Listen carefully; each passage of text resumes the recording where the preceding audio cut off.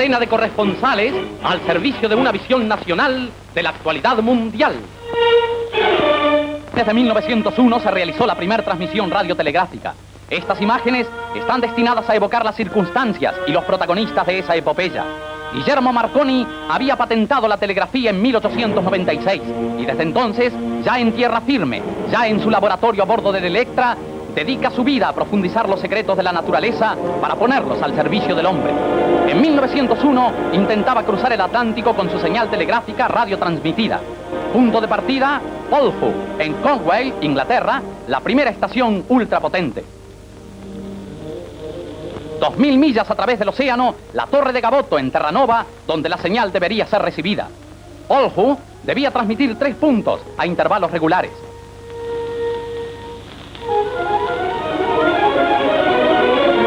Los relojes torturan el silencio. El mar ruge sobre las orillas, sordo al reclamo del éter. Los telegramas reconfirman la palabra convenida, estándar, pero todavía nada. Afuera la borrasca, adentro la tensión del momento crítico. Y por fin, a las 12:20 de aquel día glorioso, comienza a llegar la señal. La letra S fue la primera en cruzar el océano. La radiotelegrafía intercontinental ha nacido. Los ingleses festejan el acontecimiento tomando una antena como mástil para izar su bandera. Pero también los italianos se asocian y la tripulación del acorazado Carlos Alberto iza el pabellón tricolor de su patria. Así nació y celebró una victoria del hombre para todos los hombres, hasta el punto que ni el tiempo ni los cambios del mundo podrán cancelarla.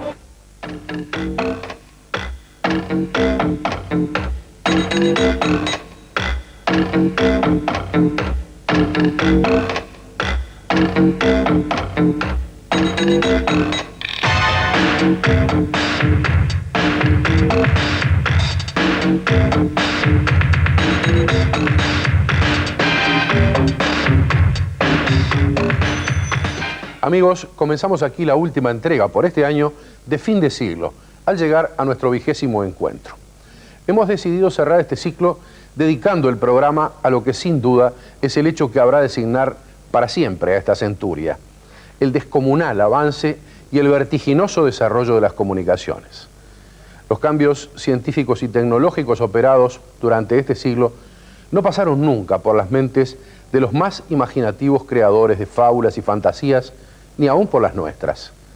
Si de algo estamos convencidos hoy, es que la capacidad de asombrarnos y maravillarnos no se colmará nunca ante esa empecinada vocación del hombre por comunicarse cada vez más rápido, a mayores distancias y de la manera más confortable.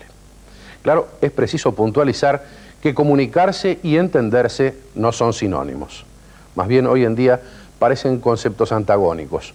Cuanto más y mejor comunicados estamos, daría la sensación de que cada vez nos entendemos menos. Pero hoy nos limitaremos a las comunicaciones. Y hablábamos de avance y desarrollo porque los inventos, los descubrimientos, los rudimentos, las bases del fenómeno comunicacional, este siglo las heredó del anterior. En 1825, el norteamericano Samuel Morse ya había inventado el telégrafo y el código de puntos y rayas que representaban las letras del alfabeto. Pero por falta de dinero, tuvo que esperar paciente y obstinadamente 12 años para conseguir, el 28 de septiembre de 1837, llevar a cabo su primera transmisión. Comenzaba así: atención, universo. ¿Se imaginan la emoción que habrá sentido ese hombre? 39 años después de ese acontecimiento, Boston fue el escenario de otro asombro. Por primera vez se transmitía la voz humana por medio de un aparato constituido por una membrana de hierro que vibraba delante de una barra imantada. Graham Bell jamás imaginó que su invento evolucionaría en poco tiempo histórico hasta llegar a las centrales digitales y la telefonía celular. Hacia fines del siglo pasado, la intuición, el genio, la paciencia y los conocimientos de Guillermo Marconi permitieron un paso adelante en las comunicaciones. Algunos lo calificaron como telegrafía sin hilos, pero en realidad Marconi había inventado la radio. Vamos por partes. Vamos a ver con qué contaba el hombre para comunicarse al iniciarse el siglo. Nuestro siglo, que ya está en sus postrimerías. El telégrafo revolucionó la técnica de las comunicaciones y podría decirse que cambió la historia. su inventor, Samuel Morse, era pintor. Tuvo la virtud de aprovechar muy bien los intentos de otros investigadores. No hay que olvidar que la instalación del primer telégrafo electromagnético se había producido en Alemania años antes de que Morse presentara en público su primer modelo. Para construirlo, Morse utilizó exclusivamente piezas que había encontrado en su estudio de pintor. Un mecanismo de relojería sujetado al caballete tiraba gradualmente de una tira de papel. La punta para dibujar el código de transmisión estaba metida verticalmente en un triángulo de madera que se movía de un lado a otro por efecto de un electroimán. Al fluir la corriente, el electroimán del receptor tiraba hacia atrás de la punta, la cual dibujaba un ángulo. Al interrumpirse el circuito, la aguja volvía a la posición de reposo. La sucesión de ángulos y líneas rectas equivalía a un determinado signo, cuyo significado se explicaba en un diccionario al efecto. En esta aula de la Universidad de Nueva York se realizó en 1837 la primera exhibición del telégrafo de Morse. El inventor tenía ya el propósito de instalar la primera línea telegráfica en el continente americano. Sin embargo, pasaron 6 largos años antes de que el Congreso en Washington se convenciera de la utilidad del proyecto y diera la correspondiente autorización. Un buen telegrafista podía transmitir hasta 80 signos por minuto. El nuevo alfabeto Morse era un código binario. Por medio de puntos y rayas era posible transmitir todo el alfabeto. El principio fundamental de la telegrafía permanecía invariable. El telégrafo era y es un electroimán accionado a distancia.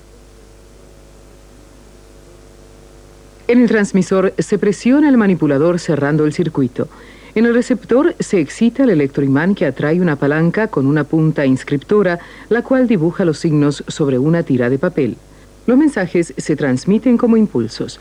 Varios impulsos forman un signo. El primer mensaje que Morse mismo envió de Washington a Baltimore tenía pretensiones providenciales. El teléfono tiene ya más de un siglo de historia. Alexander Graham Bell fue quien dio el impulso decisivo, apoyado por Watson, su infatigable y no siempre recordado colaborador. 15 años antes, otro investigador, Rice, había construido su propio teléfono. Junto con su colaborador Thomas Watson, Bell estudiaba el origen del sonido. Ambos querían utilizar la corriente eléctrica para la transmisión de la palabra. En 1875 construyeron el primer modelo de su teléfono que posteriormente dio mucha fama a Watson. Fama y además fortuna para Bell, quien siempre reconoció que el verdadero mérito correspondía a otro inventor. El principio es bastante simple.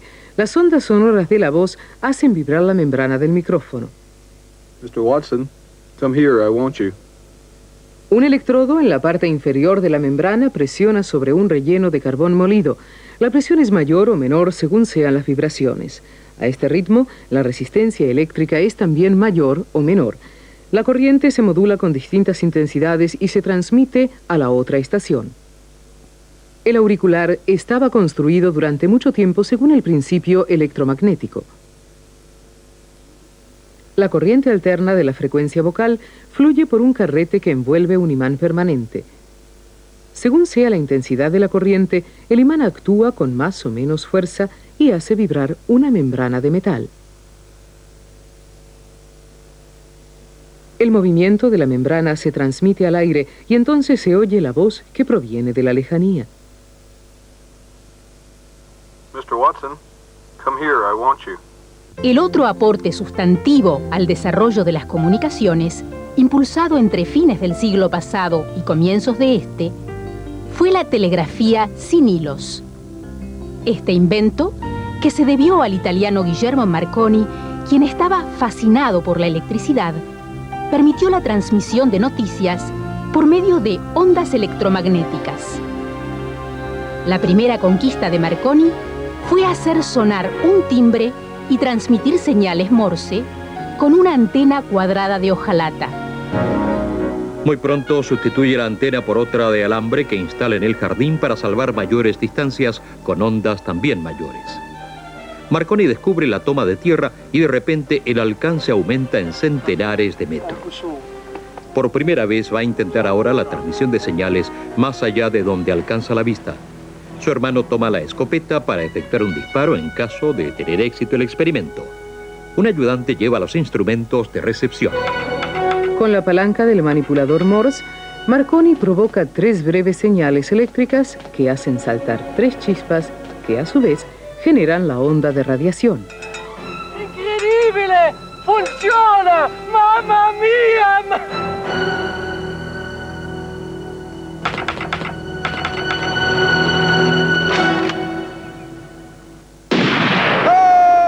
Estaba inventado el sistema de transmisión de chispas, pero el hombre no se detiene en la búsqueda de algo nuevo y mejor. Las limaduras de metal usadas por Marconi fueron sustituidas por válvulas y en 1920 hacen su irrupción los primeros aparatos de radio, enormes, algunos con las dimensiones de las heladeras actuales. A lo largo de este ciclo, en varias ocasiones, nos encontramos con la radio como factor decisivo en la transmisión de ideas, en la difusión del arte y en la promoción de objetos de consumo.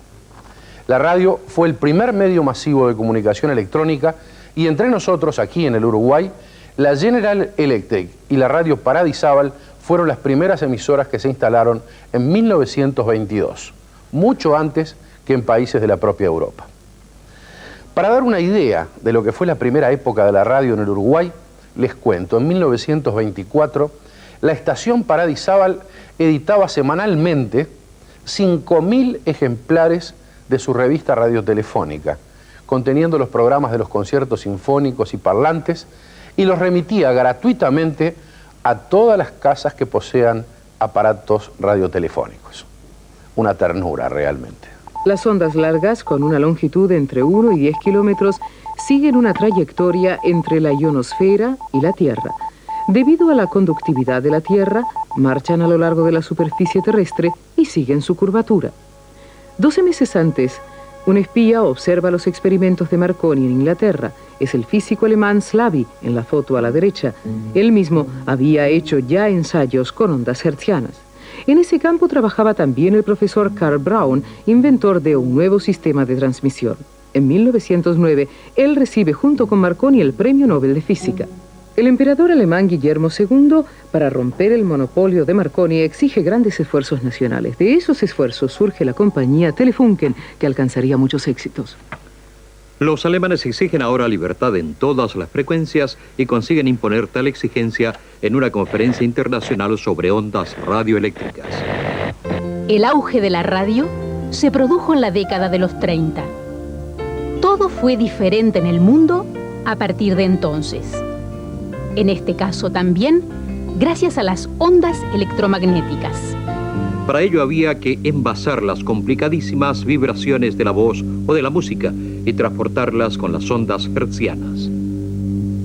La condición indispensable para poder realizar las transmisiones fue el invento del diodo y más tarde del triodo, como pasos previos hacia el transistor. La primera descripción es del inglés Fleming y se basa en la lámpara de incandescencia. Fleming quería hacer visibles las señales porque no podía oír bien. Así creó una válvula o tubo para detectar ondas electromagnéticas. Marconi utiliza inmediatamente estas válvulas y participa en la fundación de la BBC.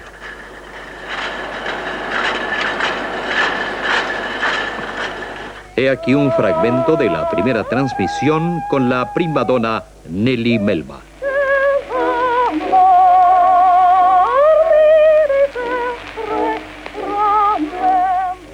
A partir de 1955, las válvulas de aquellos enormes artefactos fueron sustituidas por pequeños transistores. Y así, en pequeñísimos aparatos, la comunicación llegó a los lugares más apartados en ondas largas, medias, cortas y ultracortas. Sobre fines de la década del 50, se produjo en nuestro país un hecho sin precedentes en el mundo que, más allá de su significación política, pone en evidencia el poder y la penetración de la radio por aquel entonces. Un comentarista de temas agropecuarios y abogado defensor a distancia de productores y trabajadores, que tenía 2 audiciones diarias por Radio Rural, llegó sin escalas a la presidencia del Consejo Nacional de Gobierno, luego de revertir 93 años de predominio del Partido Colorado. Formó con Luis Alberto de Herrera el llamado Frente del 58, y fue lo que hoy se denominaría un outsider.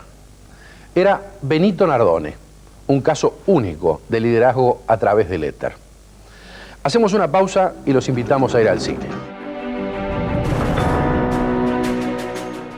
El principio óptico de la fotografía se obtuvo ya en el siglo XVI, con la cámara oscura del arquitecto italiano Giacomo della Porta. La cámara fotográfica, que es una réplica del ojo humano, y la fotografía evolucionaron por su propio carril. Primero blanco y negro, luego coloreada, después directamente en colores, mediante el hallazgo de placas cada vez más sensibles que permitieron realizar fotografías a velocidades cada vez mayores. Las lámparas relámpago, en base a una aleación de magnesio y aluminio, sintetizadas en los flashes actuales, permitieron las tomas nocturnas. Cada vez más complejos sistemas de lentes, telémetros, fotómetros, agregaron precisión y comenzaron a difundirse la fotografía aérea, el microfilm, hasta llegar a los hologramas actuales mediante la utilización del láser. Y todo esto en muy pocos años. Muchos de los que aún conservamos fotos sacadas en las plazas con aquellos rudimentarios cajones, parpadeando ante el destello y el humo que despedían los flashes que se cargaban manualmente, andamos hoy con nuestras cámaras descartables y nos asombramos cada vez que descubrimos la sofisticación de los actuales instrumentos, colgados generalmente del cuello de algún japonés. Pero en realidad lo que el hombre empezó a buscar desde el principio fue el método para reproducir la visión real, es decir, las imágenes en continuidad de movimiento, o si ustedes quieren, la vida tal cual es. El antepasado del cinematógrafo fue el fenaquisticopio, ideado en 1832. 48 años después apareció el praxinoscopio, un disco que giraba ante el objetivo de una linterna mágica. Casi enseguida, inspirado en el revólver astronómico de Janssen, hacía su irrupción el fusil cronofotógrafo, y de allí al cine propiamente dicho había un paso. Solo faltaba un mecanismo que hiciera avanzar la película a sacudidas, tanto en la toma de vistas como en su proyección, es decir, una forma de permitir el arrastre intermitente de la película. Y allí, en 1895, apareció el invento de Louis Lumière, la Cruz de Malta, gracias a la cual fue posible filmar y después proyectar las primeras películas del mundo. Se llamaron Salidas de los obreros de las fábricas, Llegada del tren a la estación y El regador regado. Construyeron su cinematógrafo, una acertada combinación de diversos inventos ya existentes. Con él ya no había que mirar las imágenes en un cajón, como en el caso de Edison, sino que éstas eran proyectadas a una pantalla con ayuda de una potente lámpara y una lente como en la linterna mágica. Para el transporte de la película se utilizaba una manivela. 28 de diciembre de 1895. El Grand Café en el Boulevard de Capucines, en París. En el Salón Indien se realizan las primeras proyecciones públicas. Comienza la historia del cine con la arrivée d'un train à la ciutat, la llegada de un tren a la ciudad. El artificio técnico consistía en proyectar y transportar alternativamente las fotos individuales de la cinta. En aquel entonces eran 16 imágenes por segundo. De esta manera, la inercia en el cerebro humano daba la impresión de movimiento.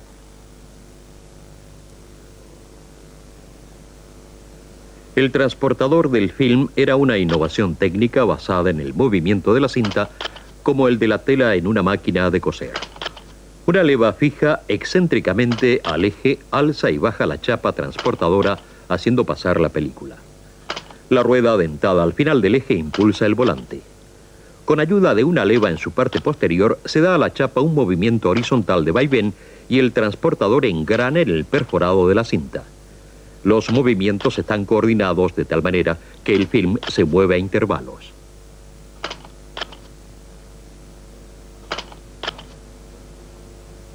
Proyección, transporte, proyección, transporte. Además, el eje principal lleva un diafragma de circulación que impide el paso de la luz durante el transporte de la cinta, con lo que el ojo capta una imagen sin centelleos. Georges Méliès fue quien convirtió el cine en arte. Antes de dedicarse a las películas, había dirigido un teatro de magia. Méliès fue el gran ilusionista del cine, casi un genio universal. Escribió guiones, esbozó bastidores, fue director e intérprete. Su obra más famosa es Viaje a la Luna. Méliès aprovechó hábilmente en el cine los trucos aprendidos en el teatro, inventando nuevos efectos. Es considerado el padre de los efectos especiales.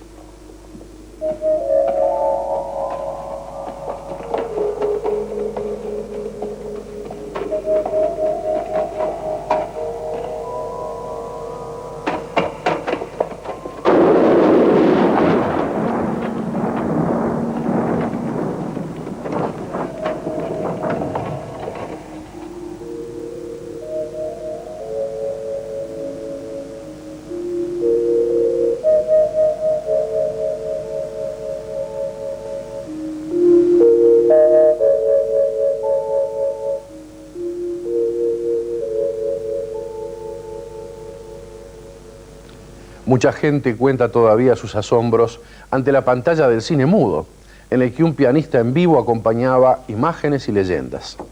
Los mismos que en una sola vida se emocionaron con la sucesiva aparición del cine sonoro, del Technicolor, de la tercera dimensión, del Cinemascope y el Cinerama.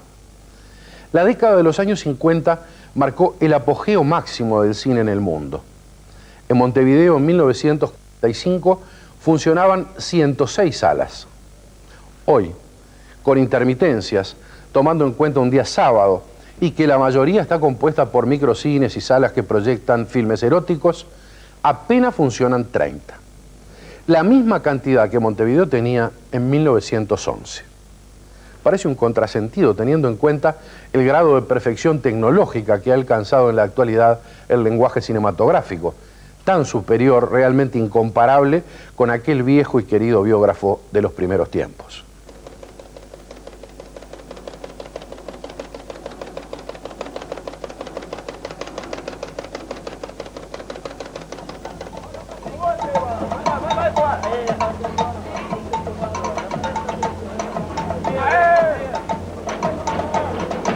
Nace una ilusión.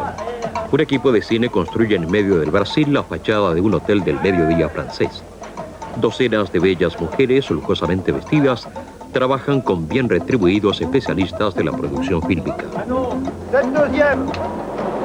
Allez! Hurrah! Très bien! Hurrah! Les yeux ouverts! Hurrah! Formidable! Hurrah! Oh, espoir!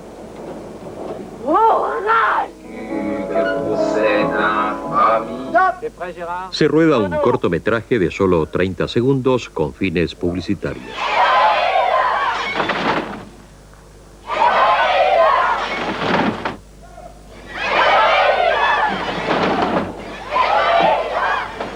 Su precio, 5 millones de marcos. Las producciones de la fábrica de sueños, el cine, son cada vez más gigantescas. Cada vez mayor el esfuerzo para satisfacer la sed de ilusiones del hombre. Largometraje en la actualidad significa reunir durante unos meses a todo un ejército de especialistas para filmar con un presupuesto millonario, una fantasía infantil. La historia interminable, segunda parte.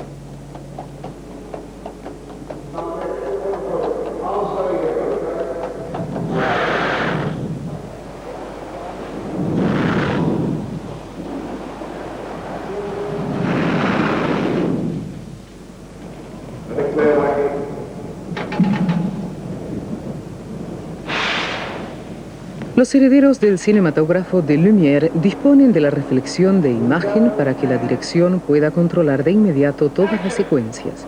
La simple caja de madera de antaño se ha convertido en producto de alta tecnología.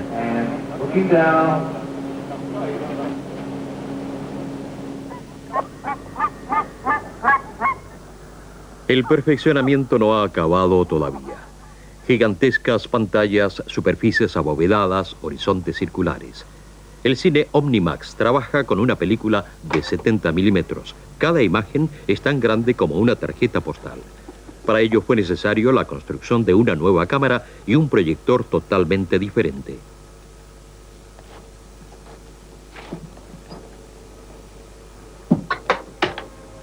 Lanza las imágenes sobre la pantalla con una intensidad luminosa de 15.000 vatios.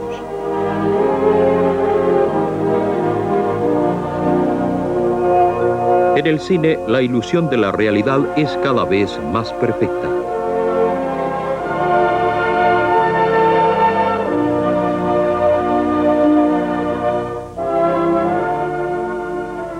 Cuando nos referimos a los avances y desarrollo de las comunicaciones, necesariamente debemos centrar nuestra atención en las conquistas científicas y tecnológicas. Pero ni la ciencia ni la tecnología, que son medios y no fines, pueden aportar valores humanos como la ternura, la comprensión, la solidaridad o el afecto. Por eso, al promediar este trabajo, les proponemos dos recuerdos que entrañan mucho de reconocimiento, de gratitud y, por supuesto, de admiración. Dos hombres que no se conocieron y que se hicieron famosos en este siglo a través de los medios de comunicación y de la calidez que transmitieron. Charles Chaplin, un genio total, ídolo del cine mudo y del cine sonoro, actor en el más amplio sentido que trascendió el silencio con un inigualado dominio de la gestualidad. Incisivo observador social, crítico despiadado, director, libretista y músico de la mayoría de sus películas y hombre respetado.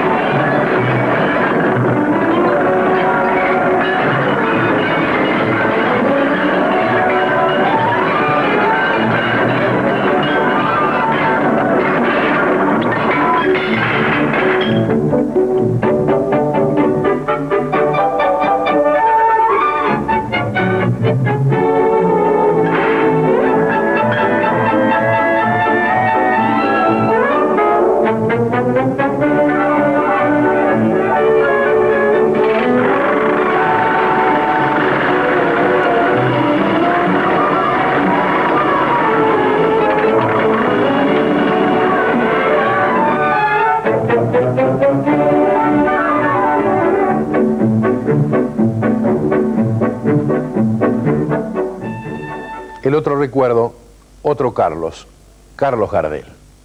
Más que un cantor, un enigma para investigadores sociales. 60 años después de su muerte, muchos siguen discutiendo dónde nació y muchos más afirmando que es inmortal y que cada día canta mejor. Más que un mago, un fenómeno mágico. No fue un actor, pero el cine perpetúa su estampa. Grabó cientos de temas populares en aquellos primitivos discos de pasta de baquelita. En este fin de siglo, sus películas han obtenido color, sus canciones están disponibles en compact y sigue siendo el intérprete por el que se cobra la mayor cantidad por concepto de derechos de autor. Con su recuerdo, nos vamos a la pausa.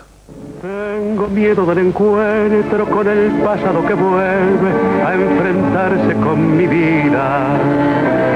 Tengo miedo de las noches que pobladas de recuerdos encadenen mi soñar. Pero el viajero que huye, tarde o temprano detiene su andar.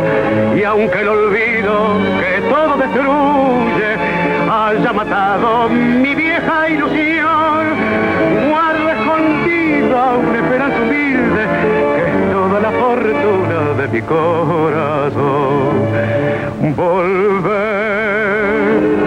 con la frente marchita, las nieves del tiempo platearon mi piel.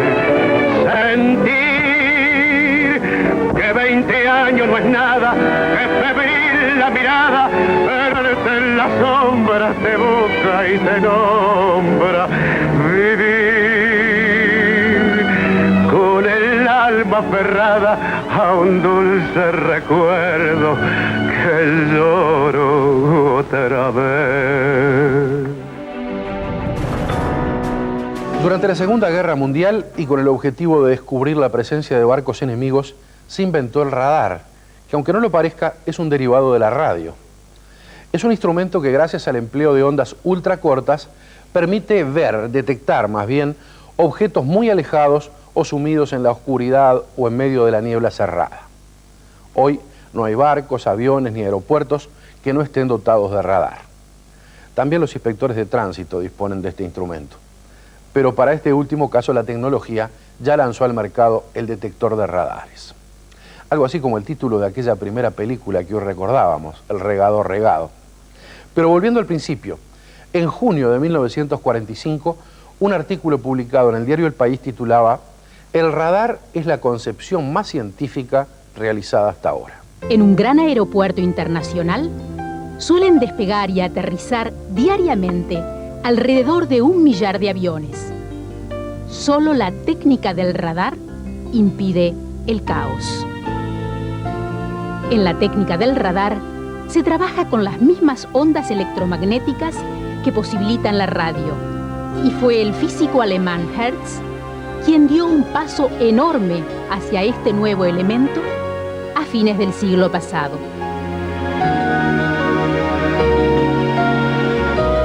En los años 30, la investigación de la radiotécnica había progresado tanto que ya se podía pensar en sistemas para localizar barcos o aviones con ayuda del radioeco. Los sucesos políticos en Alemania y los evidentes preparativos para una guerra inquietaron especialmente a los militares británicos porque se dieron cuenta de que apenas disponían de medios para, en caso de conflicto bélico, enfrentarse a la aviación alemana cada vez más fuerte. ¿Cómo podrían defenderse las islas británicas contra posibles ataques aéreos? A comienzos de 1935 se inició en Gran Bretaña la preparación científica de la defensa antiaérea. Bajo la dirección de Henry Tissart, se creó una comisión que se interesó por los trabajos de Robert Watson Watt. Este físico escocés había realizado experimentos muy prometedores para descubrir en la ionosfera nubes tormentosas y flujos eléctricos con ayuda de radioimpulsos.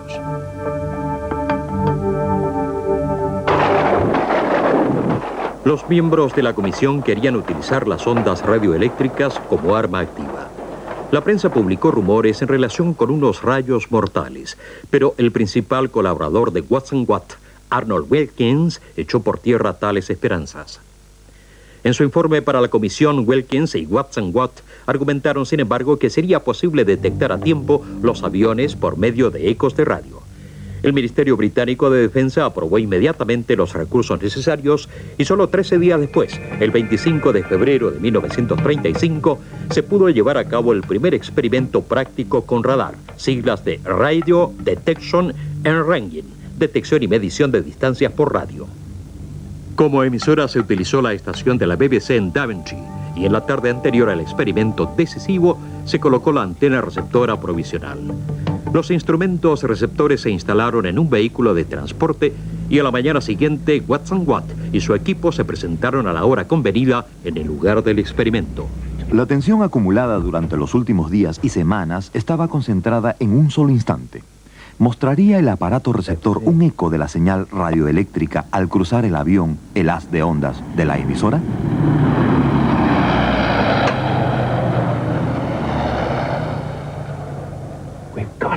Con esta recepción, había nacido el radar definitivamente.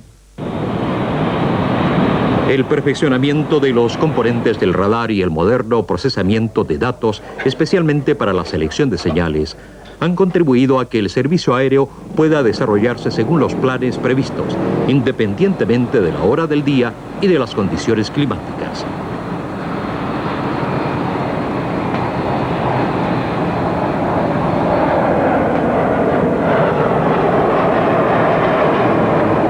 Las modernas pantallas panorámicas introducen la tercera dimensión en el control aéreo. Si es necesario, el controlador puede observar la situación en el aeropuerto desde la perspectiva de cada piloto.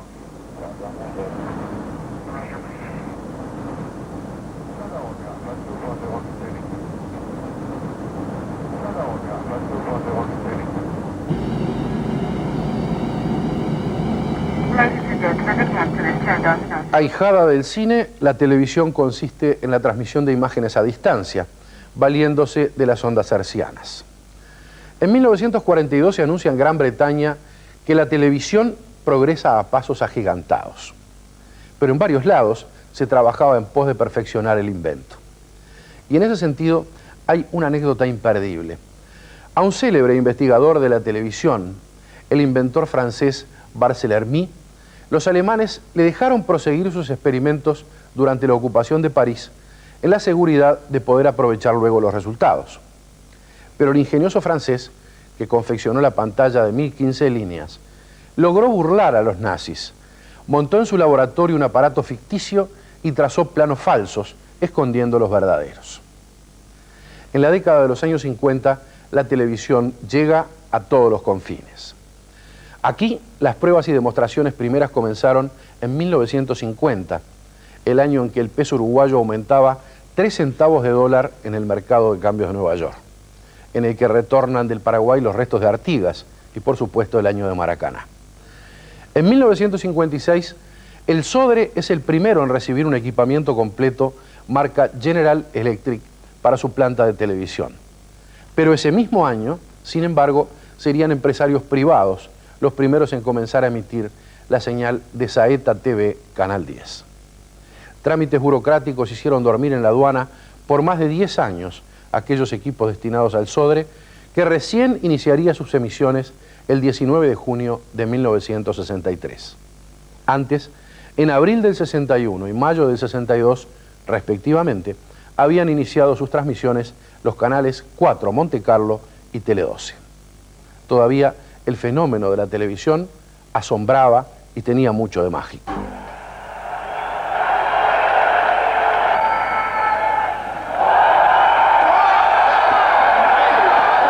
La televisión es, después de la imprenta, el invento más importante de la técnica de comunicación. En los alegres años 20, la era moderna alcanzó el primero de sus puntos culminantes. Toda una serie de inventos como la telegrafía, el teléfono, el cine y el gramófono estaban ya implantados en la vida cotidiana.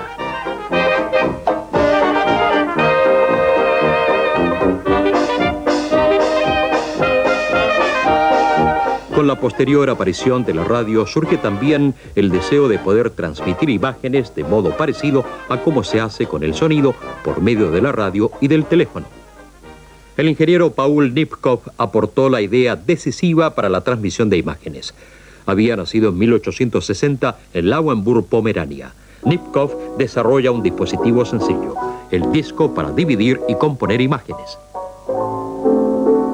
Nipkow patenta su invento en el año 1884. Es la primera patente en la historia mundial de la televisión. Pero para llevar el proyecto a la práctica faltan en 1884 las premisas técnicas. La invención posterior del tubo electrónico haría posible aplicar la patente de Nipkow para la televisión. El escocés John Logibert experimenta con 2 discos de Nipkow en rotación sincronizada. Su rudimentario aparato de televisión sin hilos lo construye con elementos de desecho.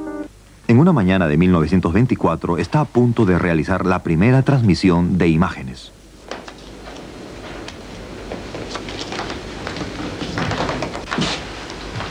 Para hacer la transmisión, Bert elige la Cruz de Malta.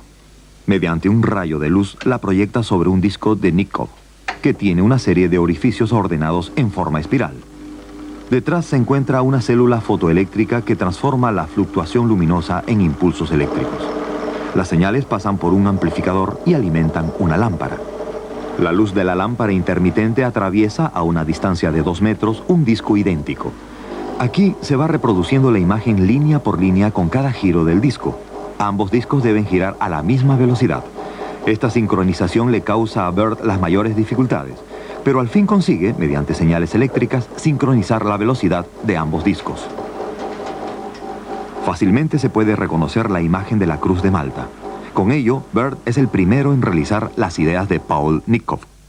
Y así comienza la era de la televisión. El alemán Braun, posteriormente Premio Nobel de Física, inventa en 1897 el tubo electrónico que lleva su nombre, formando la base para la mayoría de las cámaras y de los receptores de televisión. El norteamericano de origen ruso Vladimir Zworykin desarrolla en 1923, partiendo del invento de Brown, el iconoscopio, un tubo para la exploración electrónica de las imágenes, el predecesor de las actuales cámaras de televisión. Con él, Zworykin logra el avance decisivo hacia la moderna técnica de televisión ya totalmente electrónica. Un año después, en 1924, patenta su invento. En el tubo de imagen, electroimanes conducen el rayo de electrones horizontal y verticalmente sobre la pantalla. En el tubo de color fluorescente se forman innumerables puntos luminosos. Según sea la potencia del rayo de electrones, se formará un punto más o menos claro o más o menos oscuro. Con los puntos se va formando sucesivamente y línea por línea la imagen transmitida. La cámara funciona según el mismo principio pero invertido. La luz reflejada atraviesa una lente y el haz de rayos luminosos se proyecta sobre una placa de mica en el tubo electrónico. Un rayo de electrones explora las células fotoeléctricas línea por línea y transforma el resultado de la exploración en impulsos eléctricos. Estos se transmiten por radio o por cable. Una antena los dirige hasta el televisor. Un rayo electrónico explora la imagen, el otro la reconstruye simultáneamente en forma sincronizada 25 veces por segundo. De este modo, el ojo humano tiene la ilusión de ver un movimiento continuo. En los Estados Unidos comienza en 1939 la era de la televisión completamente electrónica. Aquí continúa el desarrollo de su técnica y pronto se alcanza la cifra de 10.000 televisores en manos privadas. Aún es la industria cinematográfica la que domina el campo recreativo, pero con el creciente ascenso de la televisión, Hollywood cae en una profunda crisis de la que no se recuperará jamás. En 1949, la Radio Corporation of America, la RCA, desarrolla el sistema de televisión en color NTSC. Este sistema se utiliza hasta hoy en los Estados Unidos y en el Japón. En 1955 se consigue transmitir en vivo por primera vez un partido de béisbol desde la costa oriental a la costa occidental de América. En 1969, más de 500 millones de televidentes presencian la llegada de los primeros seres humanos a la Luna. En 1981 se ponen a la venta los primeros televisores con sonido estereofónico. En 1989, los que llevan integrado el módulo de recepción de televisión por satélite. Los nuevos aparatos con tubo rectangular se pueden adaptar a la televisión del futuro. Y esta se llama televisión de alta definición. 1250 líneas en lugar de las tradicionales 625 proporcionan imágenes en formato de cine. Hacemos una pausa para entrar en un periodo de inflexión en la historia de las comunicaciones. La carrera por la conquista del espacio le imprimiría al avance científico y tecnológico un ritmo de vértigo. En el espacio astral sedujo al hombre desde siempre. Primero fue la observación. El telescopio, por ejemplo, evolucionó desde el que ideó Newton en 1672, pasando por el de Foucault, hasta el electrónico, cuyo principio se descubrió en 1933. Pero nada parecía suficiente y las dos potencias, la Unión Soviética y los Estados Unidos, comenzaron a competir para adueñarse del espacio. En 1955, en Rusia, alguien arriesga un pronóstico y pocos le creen. El viaje a la Luna, dice, será un sueño realizado muy pronto. Luego de haber puesto en órbita el primer satélite artificial, un puercoespín metálico, el Sputnik, de 83 kilos y 58 centímetros de diámetro, la Unión Soviética lanza a la perra Laika encapsulada, transformándola en el primer ser vivo que llegaba al espacio desconocido. Por ese entonces Brigitte Bardot se dedicaba solamente al cine. Frente a ese hecho, Estados Unidos responde dando más vueltas alrededor de la Tierra y los soviéticos retrucan. En fin, ya estaba en marcha la carrera espacial.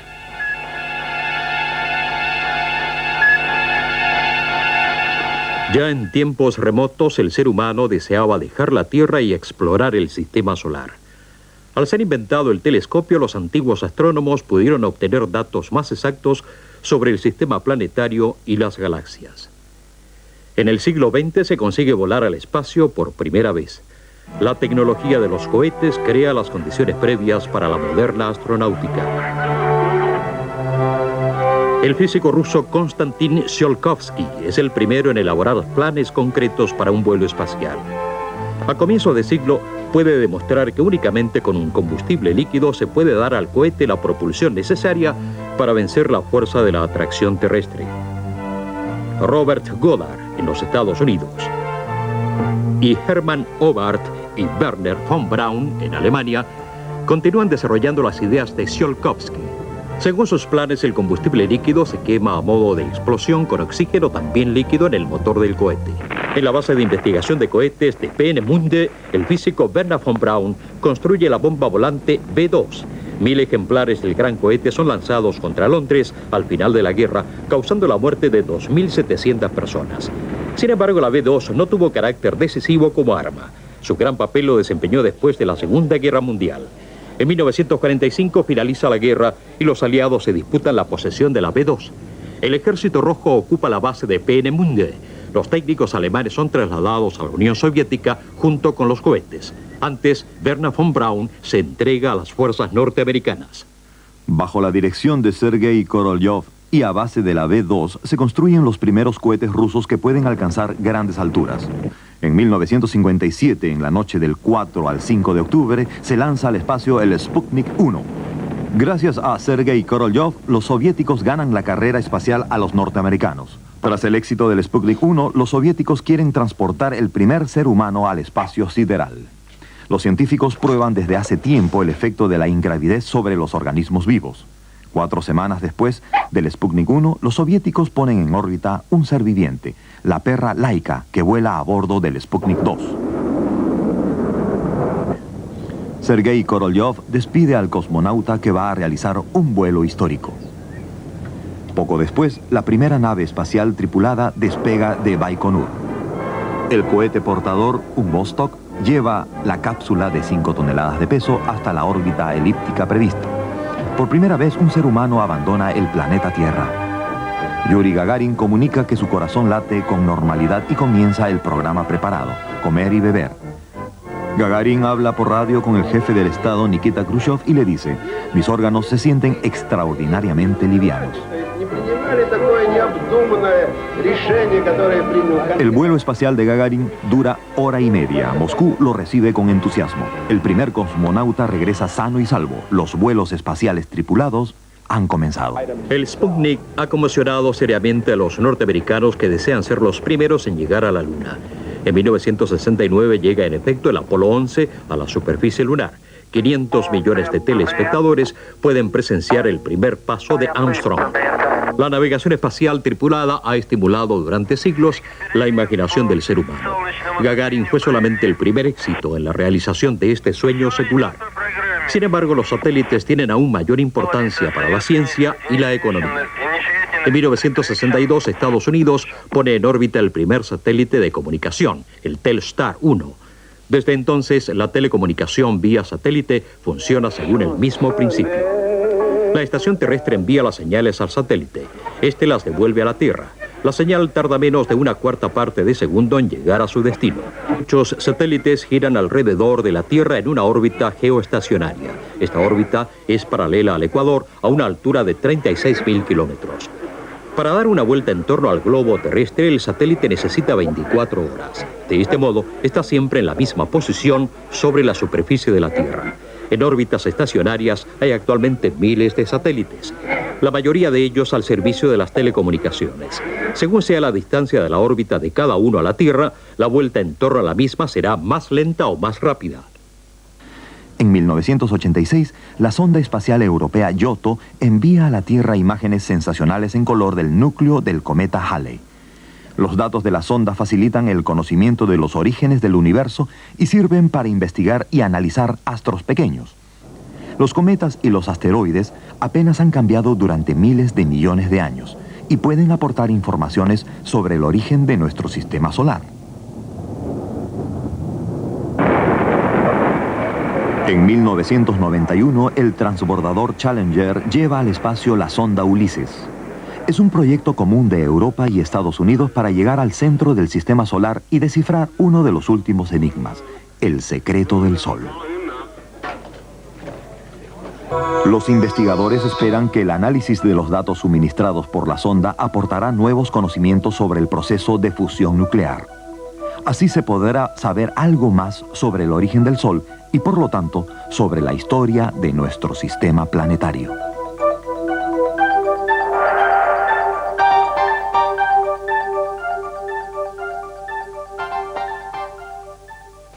La Luna iba a ser un recuerdo. La carrera espacial terminaría por abandono de uno de los competidores. Pero todo lo que dejó esa peripecia iba a determinar una explosión tecnológica aquí en la Tierra. Le pasamos revista luego de una pausa. Desde los hábitos alimenticios hasta la cirugía, desde el lenguaje hasta el deporte, no hubo actividad o disciplina humana que no recibiera el impacto de la explosión tecnológica provocada por la incorporación a la vida cotidiana de adelantos o inventos perfeccionados durante la carrera espacial. Y en muy poco tiempo fuimos invadidos por los transistores, los circuitos integrados, la informática, la robótica, los microchips, la fibra óptica, lo inalámbrico, lo digital, lo descartable, y por esa sensación de que lo que incorporamos ayer ya fue. Transistores en un microchip, vistos a través del microscopio electrónico de barrido. Su misión es procesar impulsos eléctricos a una velocidad increíble. Únicamente con imágenes muy ralentizadas podemos tener una idea de los procesos que se llevan a cabo en estos dispositivos electrónicos. Por minúsculos que sean estos dispositivos, sin ellos, sin los transistores y los chips, sería imposible el alto nivel de las ciencias naturales y la técnica. La marcha triunfal de esta tecnología comenzó en diciembre de 1947 con el primer transistor. El transistor de capas consta en principio de dos diodos conectados el uno sobre el otro. Una capa de la dotación negativa actúa de emisor, la otra de colector. La capa de dotación positiva es la base. Si en el emisor se aplica una tensión negativa de aproximadamente 0,7 voltios, entonces fluye una corriente de electrones por el emisor hacia la base. Siendo la base muy fina, una gran parte de los electrones llega al campo fuerte entre el colector y la base y fluye hacia el colector. Si en el circuito del colector se introduce una resistencia, una pequeña variación de la corriente de base produce una variación considerablemente mayor en la resistencia. El transistor es un excelente amplificador de tensión. Este es el esquema de montaje de un circuito integrado. Los transistores y los otros elementos están juntos en una placa conductora. Se trata de una fase intermedia de desarrollo entre el transistor y el microchip, impulsada especialmente por el programa de la NASA para volar a la Luna. La situación no cambió hasta la implantación de un nuevo proceso de fabricación con un nuevo semiconductor, el silicio. El silicio, principal componente de la arena, es, tras el oxígeno, el elemento más abundante de la naturaleza. Silicio puro. Sigue siendo el elemento utilizado para la fabricación de la mayoría de los chips, y la técnica planar es también la base de la producción moderna. A la pastilla o lasquita de silicio se le aplica una capa de barniz fotosensible para impresionarla a través de las máscaras de vidrio.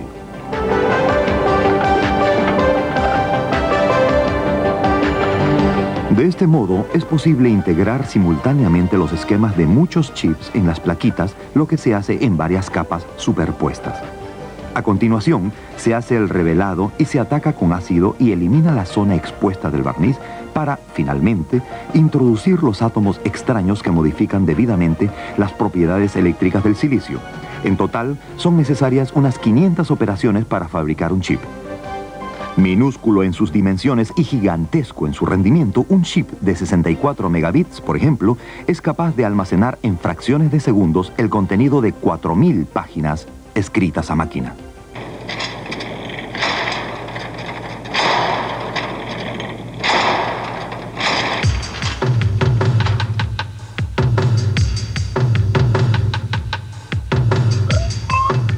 La computadora sigue siendo enigmática para muchas personas. De su aspecto no se puede deducir lo que realmente oculta en el interior. La computadora es un instrumento capaz de realizar verdaderos prodigios, algo que hace solamente pocos años podía parecer utópico.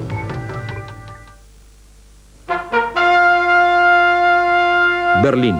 Konrad Zuse estudia ingeniería y sueña con una máquina que le ayuda a resolver los cálculos rutinarios. Está convencido que tiene que haber una especie de cerebro mecánico que en principio pueda resolver todos los problemas imaginables.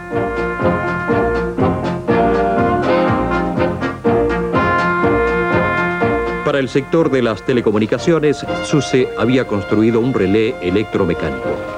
Eso le hizo pensar que en una calculadora que trabajase con el código binario, ese relé podría ser el elemento más importante. El relé, como el código binario, no conoce más que dos posiciones, conectado o desconectado, fluye o no fluye corriente.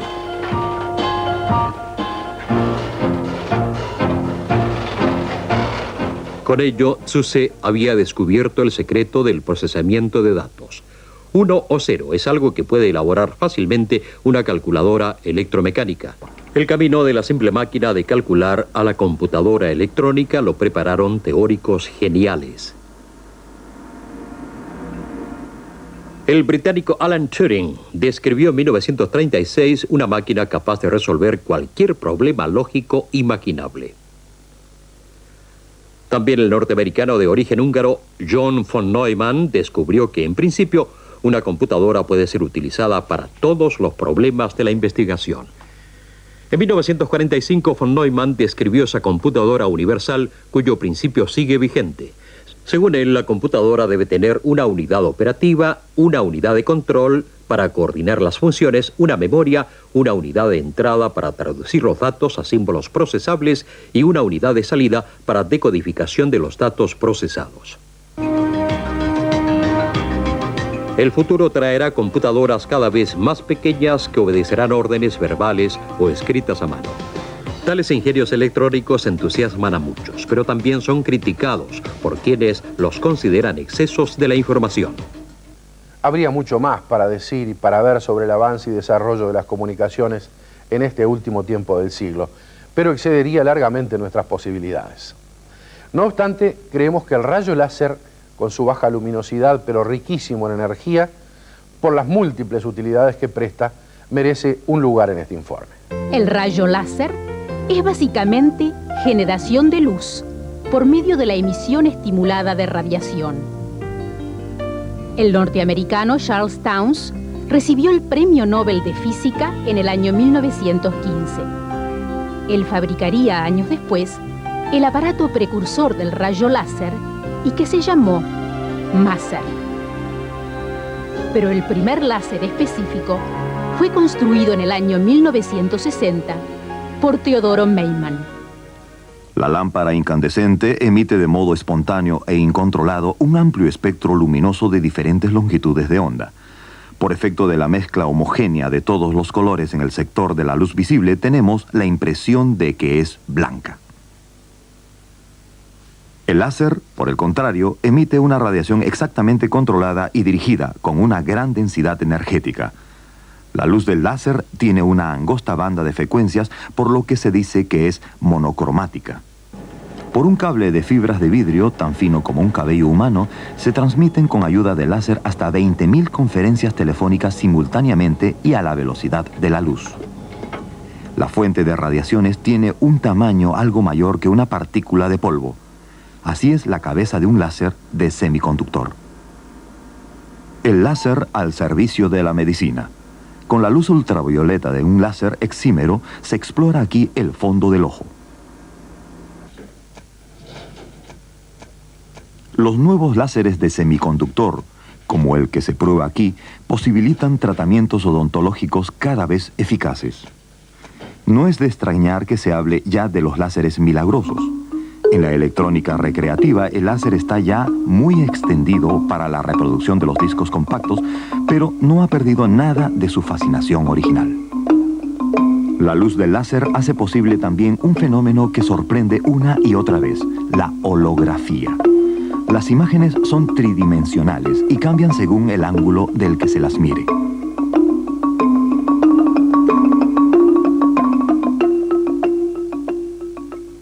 Hace algunas semanas tuvimos un adelanto. Creemos que vale la pena ver nuevos ejemplos de la publicidad de este fin de siglo que utiliza, tanto en la concepción como en la realización, lo más sofisticado en materia tecnológica aplicada a la comunicación. We've been watching you for some time now and discovered your innermost desires, giving us the ability to satisfy your every need. We can reproduce any sound wonderfully, darling. And whatever form we take, our color and definition is always as sharp as a unicorn's horn. And with 3,000 component tests, even when we age, we still remain young at heart. Who are we? Mitsubishi, built around you.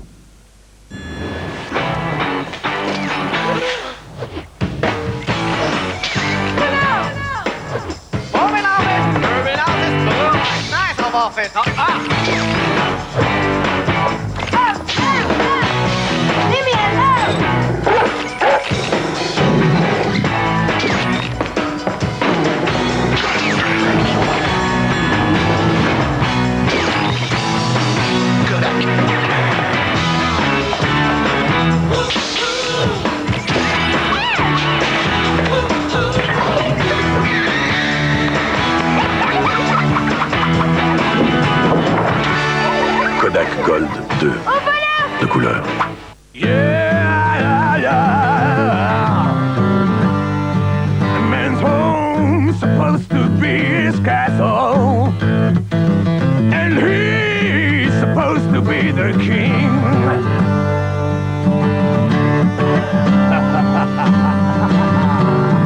I said my home is my castle.